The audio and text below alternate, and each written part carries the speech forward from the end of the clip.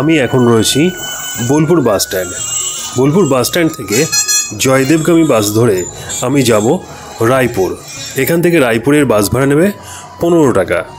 চলুন যাই। রায়পুর নেমে সেখান থেকে টোটো ধরে যাচ্ছি রায়পুর জমিদার বাড়ি বা রায়পুর রাজবাড়ি। এখান থেকে রাজবাড়ি পর্যন্ত টোটো ভাড়া নিচ্ছে 10 টাকা। টোটো এনে আমাকে নামিয়ে দিল একটি পুরনো ধ্বংসপ্রাপ্ত বাড়ির সামনে। এটাই রায়পুর জমিদার বাড়ি। চলুন এবার ঘুরে দেখি এই জমিদার বাড়ি। সুপ্রভাত, নতুন একটি ভিডিওতে আপনাদের স্বাগত। আজ আমি এসেছি বীরভূম জেলার রায়পুরে। এই রায়পুর জমিদার বাড়ি বা রাজবাড়ি ঘুরে দেখব ইতিহাসের সাক্ষী এখনও বয়ে চলছে এই ধ্বংসস্তূপের নিচে। জানব এই রাজবাড়ি সম্বন্ধে কিছু কথা, এর ইতিহাস খোঁজার চেষ্টা করব আজ।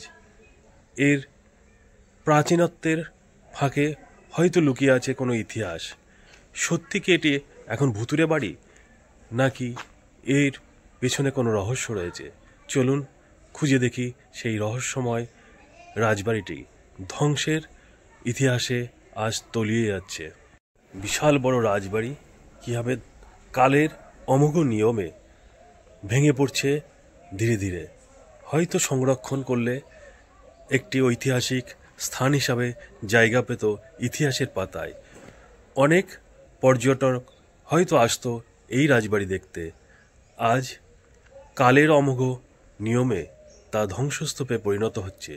চলুন সেই ইতিহাসকে একটু খোঁজার চেষ্টা করি। যাই এই রাজবাড়ির অন্দরে। এই রাজবাড়ির ভেতরে যাবার জন্য কোনো প্রবেশপথ সেরকম নেই বললেই চলে। একটি ভাঙাচোরা দেওয়ালের ভেতর দিয়ে এগিয়ে চললাম রাজবাড়ির অন্দর মহলে। চলুন আমার সঙ্গে সঙ্গে আপনারাও দেখুন এই রাজবাড়ি। বোলপুর শহরের দক্ষিণ পশ্চিমে অবস্থিত এই রাজবাড়ি। শান্তিনিকেতন থেকে মাত্র 30 মিনিটের পথ। শান্তিনিকেতন বেড়াতে আসলে অবশ্যই ঘুরে যাবেন এই রাজবাড়িটি। এই রাজবাড়িটি দেখতে দেখতে জেনে নিই রাজবাড়ির কিছু ইতিহাস। রায়পুর রাজবংশের প্রতিষ্ঠা সম্পর্কে দুটি ভিন্ন মত শোনা যায়। কিছু লোকের মতে অজয় নদীর তীরে আদমপুর নামে একটি গ্রাম ছিল, সেখানে একটি জনপদ ছিল। অজয় নদী বন্যার ফলে আদমপুর ছেড়ে সকলে আরও উত্তর দিকে উঠে আসে এবং নতুন বসতি স্থাপন করে। তৎকালীন জমিদার রায়চৌধুরীদের নাম অনুসারে গ্রামটির নাম হয় রায়পুর। এই রাজবাড়ির ভেতরে গা ছমছমে এক অদ্ভুত পরিবেশ। হয়তো এই কারণেই আজ এটি ভূতের বাড়ি হিসাবে পরিগণিত হয়েছে। চারদিকে নিস্তব্ধ। দেখুন, শুধু পাখির আওয়াজ, কোথাও কুহু কুহু শব্দ শোনা যাচ্ছে। আমারই গা শিউরে উঠছে, কেউ নেই। আজ আমি এবং আমার ছেলেকে নিয়ে এসছি এই রাজবাড়ি দেখতে। ওই যে প্রতিটা ক্ষণে রয়েছে বিপদের আশঙ্কা। কখনো হয়তো খসে পড়তে পারে ছাদের কোনো অংশ, তাই সাবধানে চলতে হবে, বা বিষধর সাপও থাকতে পারে। এই দিকে দেখুন, চারদিকে ভাঙা পাথর, ইট সব পড়ে রয়েছে। এই যে অংশগুলো হয়তো এখনই ভেঙে পড়তে পারে গায়ের মধ্যে, তাই অতি সাবধানে দেখতে হবে এই রাজবাড়িটি ঘুরে। চলুন দেখি এর আনাচে কানাচে কি লুকিয়ে আছে। হয়তো সত্যি ভূত আছে নাকি। সবাই বলে এটা ভুতুরে বাড়ি। সাবধানে এগোতে হবে, প্রতিটা পদক্ষেপ যেন বিপদের আশঙ্কা। আবার অনেকের মতে রায়পুরের সিংহ পরিবারের থেকেই এইরূপ নামকরণ হয়েছে।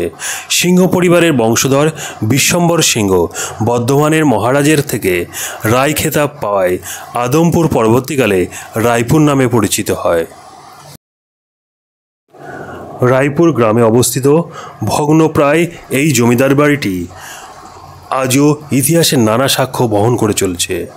ব্রিটিশ শাসিত বাংলায় যতগুলি পরিবার খ্যাতি অর্জন করেছিল তার মধ্যে অন্যতম এই জমিদার বাড়ি। 1764 সালে মেদিনীপুরের চন্দ্রকোনা থেকে সিংহ পরিবারের আদিপুরুষ লালচাঁদ সিংহ দে অজয় নদীর তীরে রায়পুর গ্রামে আসেন এবং বর্তমানে মা মঙ্গলচণ্ডীর বাড়ি যে স্থানে ঠিক তার নিকটে তিনি বসবাস শুরু করেন।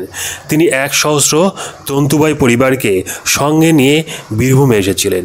এই তন্তুবাই পরিবারগুলি পরবর্তীকালে বীরভূমের মির্জাপুর, চন্দনপুর, রায়পুর, সুখবাজার, সুরুল, শিয়ানো প্রভৃতি গ্রামগুলিকে সমৃদ্ধি এনে দিয়েছিল। এই সময় তৎকালীন জমিদার চৌধুরীদের অবস্থার কিছু অবনতি হয়। 1770 সালে রায়পুরের চৌধুরীদের নিকট থেকে জমিদারি ক্রয় করে লালচাঁদ স্থানীয় জমিদার রূপে খ্যাতি লাভ করে। লালচাঁদের 3 পুত্র ছিল, পঞ্চানন, রামকিশোর ও শ্যামকিশোর। 1773 সালে লালচাঁদ 60 বিঘা জমির ওপর তার 3 ছেলের জন্য 3টি 3 মহলা বাড়ি তৈরি করান। এতে মোট 120টি ঘর ছিল। লালচাঁদের কনিষ্ঠ পুত্র শ্যামকিশোর পরবর্তীকালে রাজনগরের রাজার নিকট থেকে তার সমস্ত সম্পত্তি এবং শ্যামবাটি, ভুবনডাঙ্গা প্রভৃতি মৌজা কিনে নেন। শ্যামবাটি জায়গাটির নামকরণ তার নামানুসারেই হয়েছিল। শ্যামকিশোরের 4 পুত্র ছিল, জগমোহন, ব্রজমোহন, ভুবনমোহন ও মনমোহন। জগমোহনের জ্যেষ্ঠ পুত্র ছিলেন বিশ্বম্বর সিংহ। তিনি ছিলেন শক্তিশালী, বুদ্ধিমান ও তেজস্বী পুরুষ। তিনি বর্ধমানের মহারাজা তিলকচাঁদ মহতাবের দেওয়ান ছিলেন। বর্ধমানের মহারাজা তিলকচাঁদ তাকে রায় উপাধি প্রদান করেন। এই রায় উপাধি থেকেই গ্রামটির নামকরণ হয় রায়পুর। এই পরিবারের সবচেয়ে কীর্তিমান পুরুষ হলেন সত্যেন্দ্র প্রসন্ন সিংহ। তার জন্যই আজ রায়পুর জমিদার বাড়ির এত নাম ডাক। তিনি সকলের কাছে লর্ড এসপি সিংহ নামেই অধিক পরিচিত ছিলেন। এই রাজবাড়ির করুণ পরিণতি। চারিদিকে জঙ্গলাকীর্ণ, মাথার ওপরে ছাদ পর্যন্ত নেই, দরজা জানলা কিছুই অবশিষ্ট নেই, সবই হয়তো খুলে নিয়ে গেছে। শুধু দেওয়ালগুলো কয়েকটি দাঁড়িয়ে আছে। কিন্তু রাজবাড়ি দেখে মনে হয় যে এর প্রাচীন শোভা কত সুন্দর ছিল। একসময় এই রাজবাড়িতেই গমগম করত লোকজন, আজ নিঃসঙ্গতা যেন কুড়ে কুড়ে খাচ্ছে।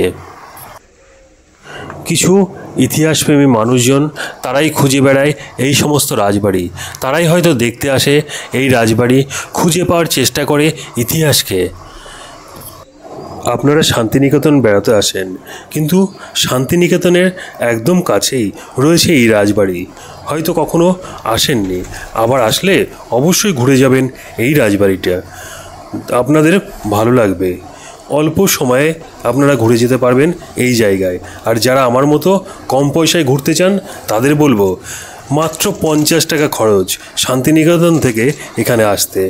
আপনি বাসে করে চলে আসুন, বাস থেকে নেমে টোটো করে অনায়াসেই ঘুরে যেতে পারবেন এই রাজবাড়ি। যাতায়াতে মোট খরচ হবে মাত্র 50 টাকা। আর যারা শান্তিনিকেতন ঘুরতে গাড়ি নিয়ে বেরিয়েছেন তাদের তো কোনো কথাই নেই, অল্প সময়ের মধ্যেই ঘুরে যেতে পারবেন এই জায়গা।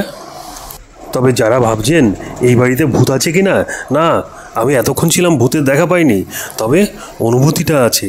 এখানে এত শুনশান, মনে হয় যে ভূত সারাক্ষণই আপনার পেছনে ঘুরে বেড়াচ্ছে।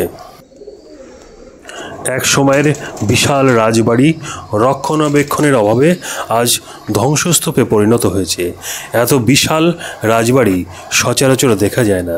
কুলদেবতা গোপীনাথজির নিত্য সেবা এখনও হয়ে চলেছে। এই রাজবাড়ির পাশেই রয়েছে এই মন্দিরটা, এটা ভারত সেবাশ্রম। এই পাশে ভারত সেবাশ্রম আছে, আর এখানে এই মন্দিরটা আছে, সুন্দর মন্দির। কিন্তু রাজবাড়ি ভেতরে ভিডিও করতে পাশে ক্লাব আছে, সেই ক্লাব থেকে পারমিশন নিতে হবে, তাছাড়া ভিডিও করতে দেবে না, হয়তো কিছু টাকা পয়সা নেবে। আজ থেকে প্রায় 300 বছরের পুরনো ইতিহাসের গরিমা নিয়ে দাঁড়িয়ে আছে এই ভগ্নপ্রায় রাজবাড়ি। আমার আজকের ভিডিওটি আপনাদের কেমন লাগলো তা অবশ্যই কমেন্ট করে জানাবেন। যদি ভালো লেগে থাকে লাইক শেয়ার করতে একদম ভুলবেন না। আর যারা আমার চ্যানেলটিকে প্রথমবার দেখছেন তারা অবশ্যই চ্যানেলটিকে সাবস্ক্রাইব করবেন। আর যারা আমার এই ভিডিও আমার ফেসবুক পেজ থেকে দেখছেন তারা অবশ্যই পেজটিকে ফলো করবেন। ভালো থাকবেন, সুস্থ থাকবেন।